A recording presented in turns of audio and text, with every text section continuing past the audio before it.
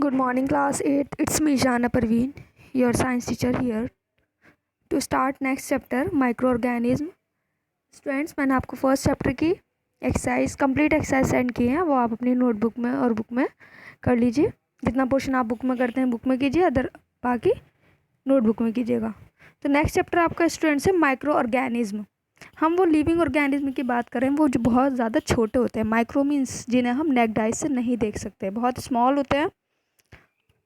We drink, हमें पता है बॉइल्ड वाटर पीते हैं या प्योरीफाइड वाटर पीते हैं। क्यों पीते हैं? Because water contains many diseases causing germs. ठीक है, इसलिए डॉक्टर्स भी कहते हैं प्योरीफाइड वाटर पीना चाहिए, क्योंकि उसमें बहुत सारे डिसीज कॉजिंग जर्म्स होते हैं, है ना। वो बैक्टीरिया है, वो वायरस जो डिसीज कॉज करते हैं। These germs are not visible by naked eyes since they are very small, क्योंकि बहुत छोटे होते हैं इसीलिए ये नेक्ड आई से नहीं देख सकते। मीन्स हम इन्हें विदाउट लेंस नहीं देख सकते, बिना माइक्रोस्कोप के नहीं देख सकते। They can be seen through microscope, that's why they are called micro organism या फिर माइक्रोब्स। इन्हें हम माइक्रो ऑर्गेनिज्म यानी कि बहुत छोटे ऑर्गेनिज्म या फिर माइक्रोब्स कहा जाता है। इन्हें माइक्रो ऑर्गेनिज्म को क्लासीफाई किया गया है 5 मेजर ग्रुप्स में। सबसे पहले आते हैं बैक्टीरिया, फिर आते हैं फंजाई, फिर एल्गी, फिर प्रोटोजोआ, देन वायरस। साइंटिस्ट जो होते हैं, scientist who study micro organism are called microbiologist. वो साइंटिस्ट जो स्टडी करते हैं माइक्रो ऑर्गेनिज्म की, उन्हें हम माइक्रोबायोलॉजिस्ट कहते हैं। And the field of study is called microbiology, और इस फील्ड को हम, इसकी स्टडी को हम माइक्रोबायोलॉजी कहते हैं। ठीक है, और साइंटिस्ट को कहते हैं माइक्रोबायोलॉजिस्ट। माइक्रो मीन्स क्या होता है? टाइनी, यानी कि बहुत छोटा। माइक्रोबायोलॉजी इज सब divided into many fields. Microbiology को भी बहुत सारी फील्ड्स में डिवाइड किया गया है। ठीक है, यहाँ पर देखिए बैक्टीरियोलॉजी यानी कि स्टडी ऑफ बैक्टीरिया को, लॉजी मीन्स होता है स्टडी, बैक्टीरिया आपको बताइए, तो बैक्टीरिया की स्टडी को बैक्टीरियोलॉजी कहेंगे। वायरोलॉजी मीन्स वायरस की स्टडी। प्रोटोजोलॉजी मीन्स प्रोटोजोन्स की स्टडी।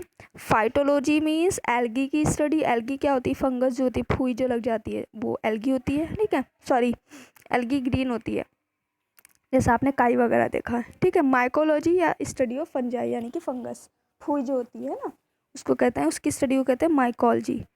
वायरस क्या होते हैं? ये भी माइक्रोस्कोपिक होते हैं। It reproduces only inside the cell of the host organism, which may be a plant or animal. Some of the virus are shown below. इन्होंने कहा है कि वायरस क्या होते हैं। देखिए स्टूडेंट्स, वायरस एक्चुअल में होते क्या है? नहीं तो ये लिविंग होते हैं, ना ही ये नॉन लिविंग होते हैं। ठीक है, अगर ये किसी की बॉडी के अंदर हैं तब ये लिविंग की तरह बिहेव करते हैं, और अगर ये ऐसे ही पड़े हुए हैं कहीं पर तो ये नॉन लिविंग की तरह बिहेव करते हैं। तो इसीलिए क्या करते हैं, ये इनसाइड द सेल रहते हैं किसी भी होस्ट की, किसी की जिसकी बॉडी में रहेंगे उसे होस्ट कहेंगे, उसकी बॉडी में रहते हैं। उसी की बॉडी से जो भी ऑब्टेन करना होता है, अपना फूड वगैरह, वो सब ऑब्टेन करते हैं। उन्हीं की ये लाइफ प्रोसेस, जो बायोलॉजिकल साइकिल जो है, उन्हीं की यूज़ करते हैं। अपना इनकी कोई साइकिल नहीं होती है। ठीक है, कॉमन, इसीलिए जो एंटीवायरस होती है वो बनाना आसान नहीं है एज़ कम्पेयर टू एंटीबैक्टीरियल बनाना आसान है। ठीक है, लेकिन एंटीवायरस बनाना आसान नहीं होता है। कॉमन एलिमेंट्स लाइक कोल्ड हो गया, इन्फ्लुएंजा हो गया, जो हमें होता रहता है ना, मोस्ट कफ हो गया, ये किसकी थ्रू वजह से होते हैं? ये वायरस की वजह से होते हैं। बहुत सारे डिसीज़ हो गए, जैसे पोलियो है, चिकन पॉक्स है, और आजकल आपको पता ही है कोविड चल रही है, वो कोरोना वायरस की वजह से। ये सब वायरस से कॉज होने वाली डिसीज़ होती है। ठीक है, कुछ डिसीज़ जैसे कि टाइफाइड, ट्यूबरक्लोसिस हो गया, या ट्यूबरक्लोसिस मीन्स टीबी, टाइफाइड जो मियादी बुखार आता है, बहुत दिनों तक आता रहता है, वो फीवर, ये बैक्टीरियल डिसीज़ होती है। जैसे डायसेंट्री यानी कि पैचिश वगैरह लग जाती है लोगों को, वो मलेरिया हो गया, ये सब प्रोटोजोन्स होती हैं। ठीक है, स्पाइरल बैक्टीरिया देखिए यहाँ पे दिखाया हुआ है। स्पाइरल बैक्टीरिया ऐसा देखने में लगता है। रोड शेप बैक्टीरिया ये है, अमीबा ये है, पैरामीशियम ये है। ठीक है, ये है अमीबा, पैरामीशियम क्या प्रोटोजोन है, ये दोनों क्या है? बैक्टीरिया है। तो बैक्टीरियल डिसीज़ अलग होती है, प्रोटोजोन डिसीज़ अलग होती है, वायरस डिसीज़ अलग होती है, लेकिन है सब ये माइक्रो ऑर्गेनिज्म से होने वाली बीमारियाँ ही। कुछ कॉमन बैक्टीरिया के होते हैं, प्रोटोजोन दिए गए हैं, जैसे कि कुछ माइक्रो ऑर्गेनिज्म सिंगल सेल्ड होते हैं, बहुत छोटे ऑर्गेनिज्म होते हैं। तो सिंगल सेल यानी कि सिर्फ और सिर्फ एक ही सेल से मिलकर बनी होती है बॉडी, इनको सारी एक्टिविटी एक ही सेल से करनी होती है। और कुछ कैसे होते हैं? मल्टी सेल, यानी कि बहुत सारी सेल से मिलकर बने होते हैं, जैसे कि एल्गी है, फंजाई है, ये। They can survive under all type of environment, ये सभी तरह के एनवायरनमेंट में रह सकते हैं। Ranging from very cold climate to hot springs, बहुत ठंडे से बहुत गर्म तक के क्लाइमेट में ये रह सकते हैं। ठीक है। डेजर्ट में, मार्शी लैंड्स में, सब जगह ये रह सकते हैं। They are also found inside the bodies of animals and human being के अंदर, एनिमल्स की बॉडी के अंदर सब जगह पाए जाते हैं। कुछ माइक्रो ऑर्गेनिज्म ग्रो करते हैं ऑन द अदर ऑर्गेनिज्म, कुछ दूसरे की बॉडी पर रह के ग्रो कर सकते हैं, और कुछ क्या है फ्रीली घूमते रहते हैं। तो माइक्रो ऑर्गेनिज्म जैसे कि अमीबा हो गया, ये अलग अलग रह सकता है, जबकि जो फंगस है वो दूसरे की बॉडी पर ही रहता है। देखिए फंजाई दिए हुए हैं, एस्परजिलस है, पेनिसिलियम है, ब्रेड के ऊपर जो लग जाती है, ब्रेड मोल्ड्स है, ये सब फंगस है, ये दूसरी की बॉडी पर ही रहता है। ठीक है स्टूडेंट। कुछ माइक्रो ऑर्गेनिज्म क्या करते हैं, कॉजेज ऑफ मैनी डिसीज, कुछ माइक्रो ऑर्गेनिज्म बहुत सारी डिसीजेस कॉज करते हैं। But on the other hand कुछ जो ऑर्गेनिज्म होते हैं वो यूज़फुल होते हैं हमारे लिए, कुछ हेल्प करते हैं प्रिपरेशन ऑफ फूड आइटम्स में, जैसे कि ब्रेड, कर्ड, चीज़, ये बैक्टीरिया की वजह से ही बनता है ना। तो role of bacteria in the formation of curd, दही बनने में बैक्टीरिया का क्या रोल है। कर्ड क्या है, बहुत इंपॉर्टेंट पार्ट है हमारी डेली डाइट का, वाइटल मीन्स इंपॉर्टेंट। ठीक है। कर्ड जो बनती है, जब प्रोटीन होती है उसके अंदर जो केजिन प्रोटीन होती है, किसके अंदर, मिल्क के अंदर एक प्रोटीन प्रेजेंट होती है जिसका नाम है केजिन। ठीक है। वो क्लम्प्स टुगेदर, गुच्छा सा बना लेती है, कोगुलेट हो जाती है और सॉलिडिफाइड मास में कन्वर्ट हो जाती है, सॉलिड बन जाती है ये वाली जो प्रोटीन होती है। तो कैजिन कोगुलेशन जो होगा वो किसकी वजह से होगा, when the milk is acidic, जब मिल्क में एसिड होगा। अब ये एसिड कहाँ से आएगा मिल्क के अंदर, when we add spoonful curd और टू मिल्क, जब हम क्या करेंगे, एक चम्मच दही दूध में डाल देते हैं, ये एक्टिवेट कर देता है ग्रोथ ऑफ लैक्टोबैसिलस, ये बैक्टीरिया है, इसकी ग्रोथ को वो एक्टिवेट कर देता है, और ये जो बैक्टीरिया है ये एसिड प्रोड्यूस करने लगते हैं। ठीक है, in the mixture of milk and curd में। तो उस एसिड की वजह से ही क्या होगा, दही दूध जो है वो गाढ़ा होने लगेगा, जो उसके अंदर की प्रोटीन है वो गाढ़ी होने लगेगी, गुच्छा बनने लगेगा और वो जम जाएगी। व्हेन कैजिन क्लम्प्स टुगेदर, जब कैजिन एक साथ क्लम्प्स होगी, इट ट्रैप्स फैट ग्लोब्यूल्स, क्या करेगी, जो फैट ग्लोब्यूल्स उसके अंदर फैट प्रेजेंट होता है और some of the milky liquid inside the clumps, वो इकट्ठा करने लगेगी। तो इसकी वजह से क्या होगा, this give rise to moist and nutritious curd. ठीक है, न्यूट्रिशियस कर्ड बन जाती है। तो let us now see that how milk turns acidic. अब देखते हैं कि मिल्क जो है एसिडिक कैसे हो जाता है। मिल्क में क्या होता है, मिल्क में शुगर होती है जिसको हम लैक्टोज कहते हैं।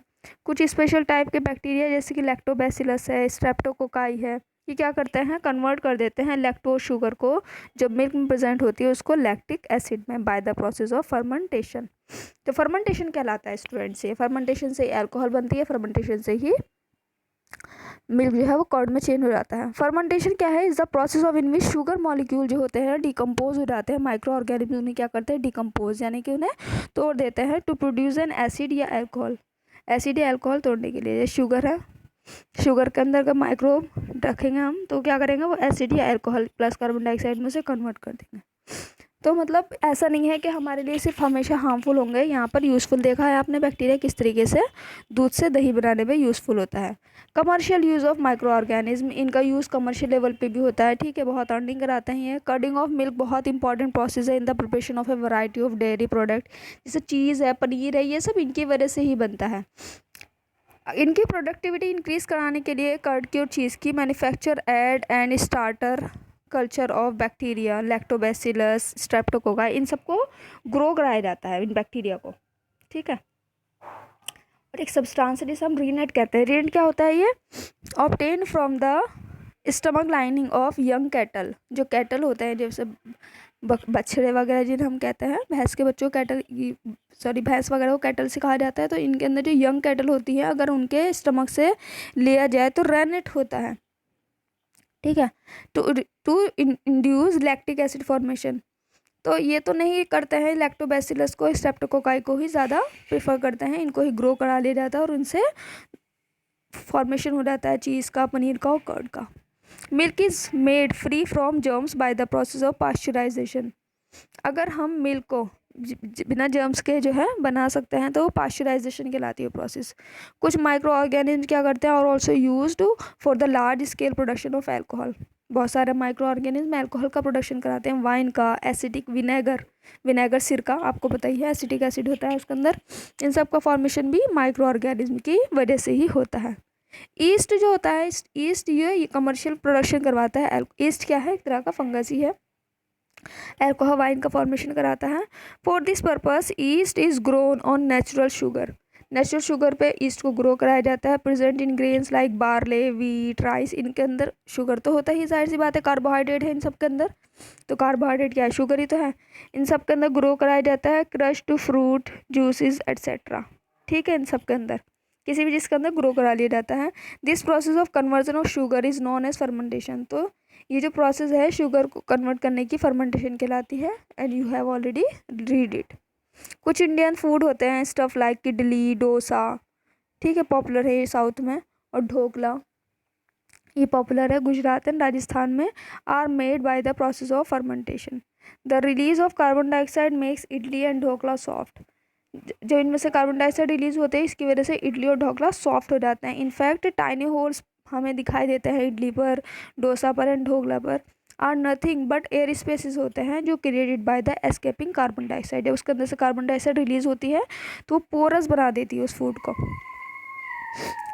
ब्रेड व cake, pizza made by east, so east is use in the baking industry, so it is called the baker yeast, ठीक है। तो ये बहुत इंपॉर्टेंट है। यहाँ हम एक्टिविटी 2 में देख सकते हैं, मैदा लेकर कुछ शुगर लेंगे, बाउल में मिक्स करेंगे इसको गर्म पानी से और ऐड कर देंगे कुछ yeast powder and knead the mixture to make the dough. उसको हम गूंद लेंगे, है ना। Leave it for last 3 hours तक रखेंगे। 3 आवर्स के बाद देखेंगे, you will find that dough rise, ठीक है। तो खमीर उठने लगता है जिसे हम खमीर कहते हैं। तो स्टूडेंट्स आज के लिए आपका इतना ही। अगर आपको कोई क्वेरी है रिगार्डिंग दिस तो आप ज़रूर पूछेगा। Good bye, have nice day.